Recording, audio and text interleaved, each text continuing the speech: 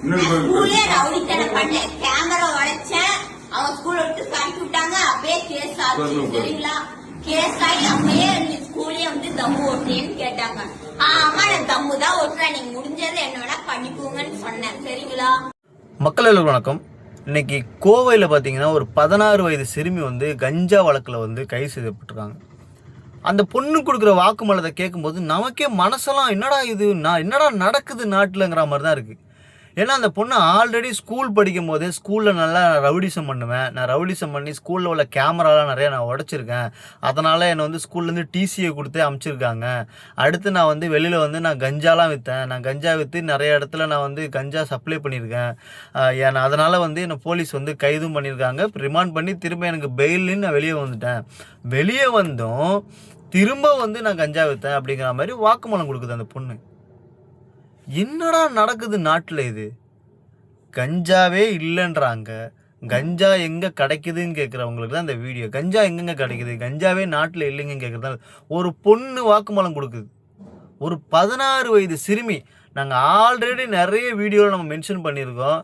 இப்போ வந்து சின்ன சின்ன பசங்க எல்லாம் கஞ்சா வந்துடுச்சு, ஸ்கூல் பசங்க எல்லாம் கஞ்சா வந்துடுச்சு, கஞ்சா புழக்கம் அதிகமாகிடுச்சுங்கிற மாதிரி பல வீடியோஸ்களில் நாங்கள் தெரிவிச்சிருக்கோம். இந்த போதைப் பொருட்களை முதல்ல நிறுத்தணும், போதைப் பொருட்களை தடுத்து நிறுத்தணும். நாட்டோட மக்களோட வாழ்வாதாரம் போய்கிட்டு இருக்கு. ஒரு வாயும் கஷ்டப்பட்டு கூலி வேலை பார்த்து சம்பாதிச்சுட்டு வர்ற காசை அப்படியே ஒயின் ஷாப்லேயும் இந்த போதையிலையும் விட்டுட்டு தன் குடும்பத்தை கவனிக்காமல் நாடே சீரழிஞ்சு போயிட்டுருக்கு. இதை பற்றி நிறைய நம்ம அவேர்னஸும் பேசியிருக்கோம். இன்றைக்கி பார்த்தீங்கன்னா ஒரு 16 வயசு சிறுமி, ஒரு 16 வயசு பொண்ணு நான் கஞ்சா வித்தன்னு ஓப்பன் ஸ்டேட்மெண்ட் கொடுக்குறாங்க.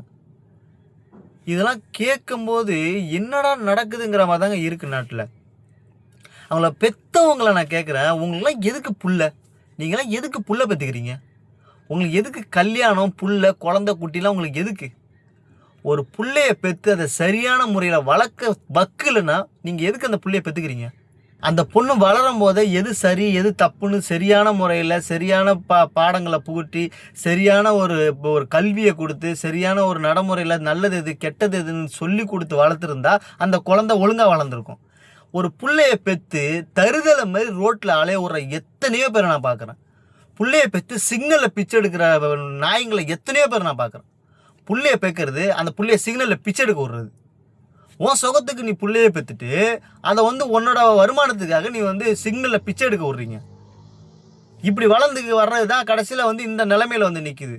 அந்த பொண்ணு ஓப்பன் ஸ்டேட்மெண்ட் கொடுக்குது, நான் கஞ்சா விற்றேன், நான் 4 பாக்கெட்டு விற்றேன், 5 பாக்கெட்டு விற்றேன், என்னை முன்னாடியே என்னை ரிமாண்ட் பண்ணி நான் மறுபடியும் பெயிலில் வந்தேன், மறுபடியும் என்னை வந்து கஞ்சா வழக்கில் திரும்ப என்னை அரெஸ்ட் பண்ணிட்டாங்க, நான் இனிமேல் வந்து நான் இந்த கஞ்சாவை வந்து நான் விற்க மாட்டேன், நான் இனிமேல் நான் திருந்தி வாழ்கிறேன்னு சொல்லிட்டு அந்த ஓப்பன் ஸ்டேட்மெண்ட் வைக்கிறாங்க அந்த பொண்ணு. இதெல்லாம் பார்க்கும்போது எனக்கு என்ன சொல்கிறதுமே தெரில. எப்படி இதை எடுத்துக்கிறது? வருங்கால இளைஞர்களோட வாழ்க்கை என்ன ஆக போகுது?